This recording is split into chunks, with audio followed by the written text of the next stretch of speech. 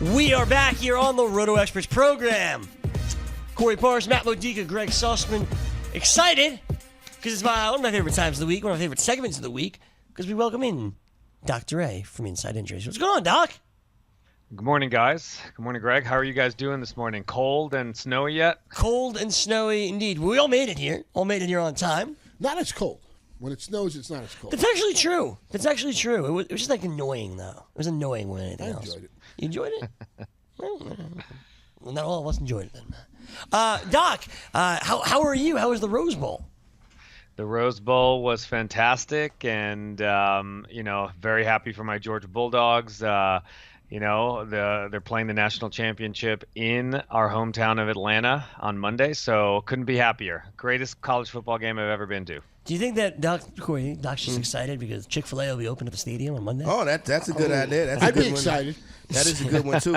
Now he's probably excited because at this particular week, his suite is probably cheaper than the seats for that game on Monday. Doc, let me ask you, how was the Rose Bowl? The experience, the granddaddy of them all, the parade and all of that? The Mecca for college football. How was it, Doc? It was fantastic. I mean, an old school stadium. You first had to get kind of used to that a little bit. You know, when you're used to watching football games in the Mercedes-Benz Stadium where they have thousands of TVs and huge the circular jumbotron, and where you go to the Rose Bowl, you have one television, which is on the left side of the stadium. But otherwise, the experience was fantastic, and there's not a bad seat in the house. 92,000 people showed up, and 70,000 were Georgia fans, so we were all pretty excited. It's surprised they haven't knocked down the Rose Bowl yet and just put up a new Rose Bowl. I'm trying to figure out why the Rams and the Clippers don't play there. I can't fill it. Yeah, that's true too. The Clippers can't fill StubHub Stadium. I know you put 92,000. That's 92,000 seats, and then you put 40 Rams fans in there. It's just not a good look. No. Yeah, House says it's dumb. I mean, I've been to both many times. Right. And the Rose Bowl is just a beautiful place. Special, man. It's a special place. Great football game between Oklahoma and Georgia. Yeah, that was a goodie. And now Georgia at home against Alabama. How you feeling, Doc? I'm a little bit nervous. Alabama, Saban is 11-0 against his previous pupils, but I think Kirby Smart has the best chance of making that, 11-1, that record. So is it safe to say you don't miss Mark Richt? I do not miss Mark Richt personally as a fan. He's a great guy, great coach, but from a Georgia fan's perspective, we are very, very happy to see what Smart is doing with the team. All right, there you go. We'll certainly catch up with Dr. A on Monday on the Frenzy he'll be on, so you'll preview the Rose Bowl, preview the national championship game with him, and then he won't be on next Thursday. He'll be too busy celebrating probably. So, he won't be around next Thursday. So, Doc, this week, before we get to the national championship game in college football, we have 4 playoff football games, and we wanted to ask you about some of the injuries. I know the biggest one on Matt Modica's mind is LaShawn McCoy, carted off the field this past weekend, and yet Sean McDermott and the Bills said, listen, he's questionable. We're not ruling him out yet. I know one of our colleagues, Michael Florio, believes he's going to play. He'll be out there. It's not as serious as letting you believe. What is the latest on LaShawn McCoy, and do you think he will play on Sunday?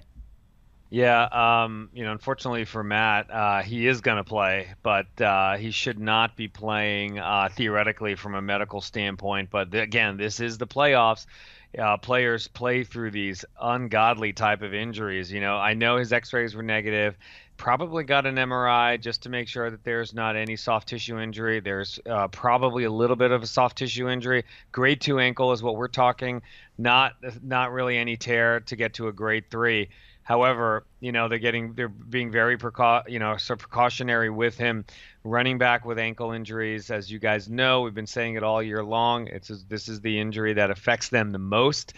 When you hear a coach say that he is going to be a game time decision, is really translating to he is nowhere near recovered from this injury, and they're going to pump him with painkillers and numbing medication and all the good stuff for the game, which increases his injury risk and re-injury risk greatly. So, he may play in the game, which is going to make a lot of people smile who are Bills fans. However, whether he's going to be able to perform at his peak level, likely not. And so, he's at high injury risk at 46%, and his HPF is poor at 37% because he's so close to this injury. No matter how much, painkillers and numbing that, sort of he gets, we can't escape, this type of Mother Nature, medicine type of opinion by us, that he still has a 4-week optimal recovery time. So he's trying to cut that short in 5 to 7 days.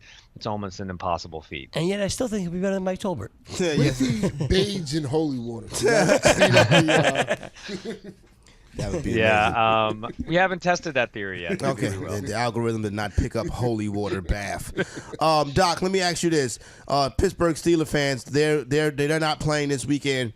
They're on a bye, but obviously they want to make sure that if they plan on making a deep Super Bowl run, they need AB84 out there. How is Antonio Brown's recovery coming along?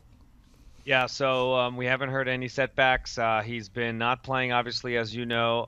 He's not been practicing, so he's been resting appropriately. And like I said last time, this is great that they have the bye because he's going to return to playing right at the end of his optimal recovery time for this injury. So, we'll just wait and watch. His numbers are still not good right now, but I suspect they will be improving significantly and significantly fast, over the next 2 weeks after this weekend and up to game time the following weekend. So we do expect him, from our projections, to be back at least into the elevated category and improved close to the low injury risk category by the time game time happens when he's about to get on the field. Hey, Doc, I want to take an audible here. I want to talk about James Harden, talk a little NBA. Supposedly, the possibility of him missing up to 6 weeks. It's pretty much been kind of like an Iron Man for the Rockets the last 3 seasons. What's your diagnosis? So what you and everybody else needs to understand is that the NBA, the injuries are treated much, much differently than the NFL. There's a lot more precautionary type of healing because this is more of a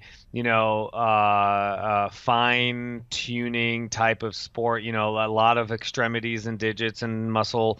The speed. If you lose 1% of capacity for a muscle, you probably are 30% behind everybody else on the court. So, we have him as a grade 1 hamstring injury, but a grade 1 hamstring injury in the NBA is a 3 to 5 week recovery period. So, it's much more sensitive. Even though this injury will heal over the next week or two, because really a grade 1 hamstring is about 2 weeks from a healing standpoint when it comes to rehab and then making sure and adding an extra week of rest, you're looking at almost 4 to 5 weeks. So there you go. That's interesting. Let me ask you go ahead. about that right quick, Doc. Go ahead. Let's just say this was June and this was the Western Conference Finals. Would James Harden be able to go? Yes. Luxury of time is always, the best thing. The question is, would he be able to go? like say he had this injury in June and he's getting ready to go into the Western Conference Finals. Would the Rockets push him out there, or would it be like, you know what, we have to sit him? No, this is not a sort of career-threatening type of injury that he has to play through. They would figure out a way, again, with painkillers and numbing and all of that stuff, to get him out there on the field, get him out there on the court.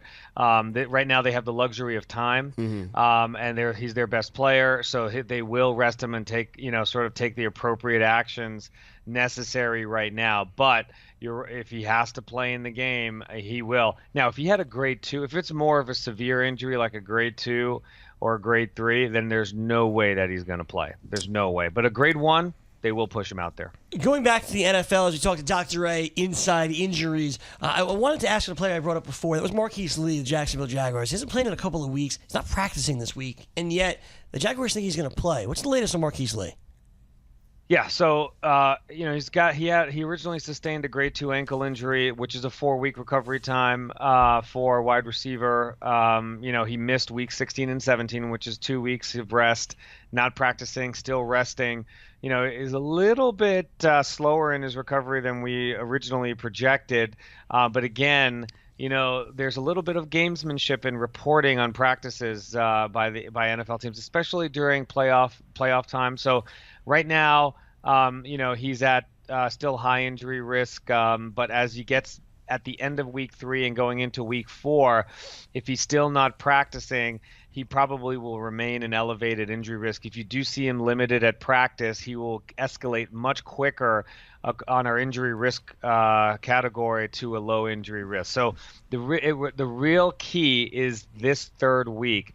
Does he get out there on the practice field? If he doesn't, then his original injury likely was a little bit more severe than they reported, or that he's just having a much slower recovery time than what the standard of what our algorithm is saying.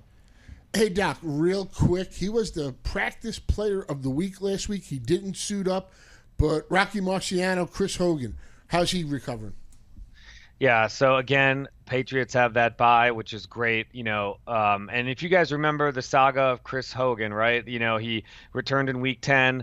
Injured in week 10, returned week 14 too early, re-injured it, had a setback, didn't play 15, 16, and 17.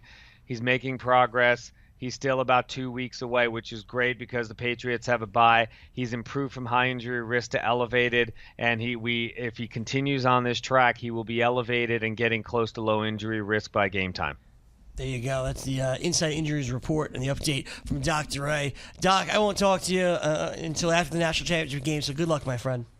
I appreciate it. We need all the luck in the world against the Crimson Tide, as you know. Absolutely. All right, when we come back, New Year's resolutions time. You got yours? You got yours? I got mine. We'll be ready to rock when we come back on the Fantasy Sports Radio Network.